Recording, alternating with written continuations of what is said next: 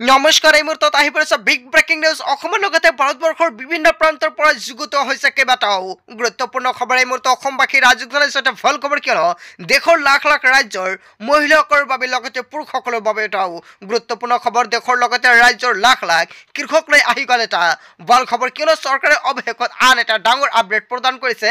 কেতিয়া একাউণ্টত সোমাব PM কিষাণৰ 16 নম্বৰ কিস্তিৰ ধন। যদি আপোনাৰ PM কিষাণৰ লিষ্টত নামটো অন্তৰ্ভুক্ত হৈ আছে তেন্তে আপোনাৰ বাবে এটা ভাল খবৰ, কিয়নো PM কিষাণৰ হিতাধিকাৰীয়ে কেতিয়া পাব 16 নম্বৰ কিস্তিৰ ধন। অৱশেষত তাৰিখ ঘোষণা কৰিছে, কিমান তাৰিখত সোমাব আপোনাৰ বেংক একাউণ্টত টকা, আৰু জানুৱাৰী মাহতে কৃষকে লাভ কৰিব 16 নম্বৰ কিস্তিৰ ধন। হয় বন্ধু-বান্ধৱীসকল, যদি আপুনি PM কিষাণৰ এজন হিতাধিকাৰী তেনে ক্ষেত্ৰত আপোনাৰ জানুৱাৰী মাহত সোমাব 16 নম্বৰ কিস্তিৰ ধন, আৰু তাৰ বাবে কৰিব লাগিব কেইটামান গুৰুত্বপূৰ্ণ কাম।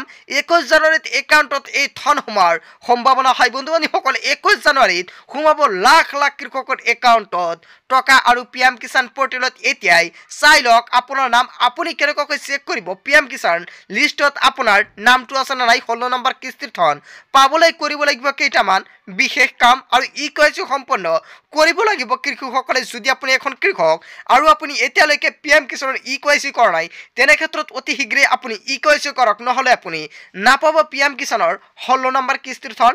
মাটিৰ নথি পত্ৰ সঠিক ৰূপত থাকিব লাগিব পৰ্টেলত, আৰু যদি আপুনি এখন কৃষক তেনে ক্ষেত্ৰত আপোনাৰ সম্পূৰ্ণ যিখন মাটিৰ নথি পত্ৰ সেইখিনি কিন্তু পৰ্টেলত সম্পূৰ্ণখিনি পৰ্টেলত সঠিকভাৱে থাকিব লাগিব। কেৱল এয়াই নহয়, DBT অথবা IPPBৰ একাউণ্ট কাৰ্যক্ষম হৈ থাকিব লাগিব।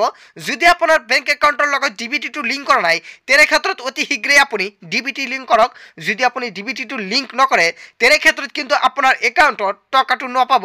তেনে ক্ষেত্ৰত আপুনি IPB, আপুনি ইণ্ডিয়া পোষ্ট পে'মেণ্ট বেংকত এখন একাউণ্ট খুলিব পাৰে, আৰু যিটোৰ মাধ্যমত আপোনাৰ লগে লগে DBT লিংক কৰি দিয়া হ'ব। আৰু দেশৰ লগতে ৰাজ্যৰ লাখ লাখ কৃষকলৈ আহিলে এটা ভাল খবৰ। হয় বন্ধু-বান্ধৱীসকল, কৃষকসকলৰ বাবে এটা গুৰুত্বপূৰ্ণ খবৰ, লগতে এটা ডাঙৰ খবৰ। যদি আপুনি এখন কৃষক তেনে ক্ষেত্ৰত আপোনাৰ বাবে চৰকাৰৰ তৰফৰ পৰা এটা গুৰুত্বপূৰ্ণ সিদ্ধান্ত গ্ৰহণ কৰা হৈছে।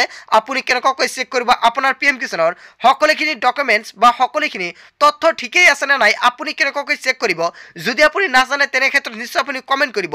লগতে এয়াই নহয়, যদি আপুনি PM কিষাণৰ নতুনকৈ আবেদন কৰিব বিচাৰিছে, আৰু লগতে যদি PM কিষাণৰ যিকোনো ধৰণৰ সমস্যা হৈছে, আপুনি 14 নম্বৰ 15 নম্বৰ কিস্তিটো পোৱা নাই নেকি, যদি এনেকুৱাকৈ সমস্যা হৈ থাকে তেনে ক্ষেত্ৰত নিশ্চয় আপুনি কমেণ্ট কৰিব। নেক্সট ভিডিঅ'ত আপোনালোকক সম্পূৰ্ণকৈ সাহায্য কৰা হ'ব। সব বন্ধু-বান্ধৱীসকল, আজিৰ মূল ভিডিঅ'খনত আপোনালোকক এইখিনি সৰু কেইটামান ইনফৰমেশ্যন দিবলগীয়া আছিলে। ভিডিঅ'টি ভাল লাগিলে লাইক কমেণ্ট শ্বেয়াৰ কৰিব, আৰু যদি এতিয়ালৈকে চেনেলটি ছাবস্ক্ৰাইব কৰা নাই তেন্তে তেনেকুৱাকৈ নতুন নতুন ইনফৰমেটিভ তথা হেল্পফুল ভিডিঅ' পাবলৈ হ'লে চেনেলটি ছাবস্ক্ৰাইব কৰিবলৈ নাপাহৰিব। চ' থেংক ইউ ফৰ ৱাচিং ফুল ভিডিঅ'।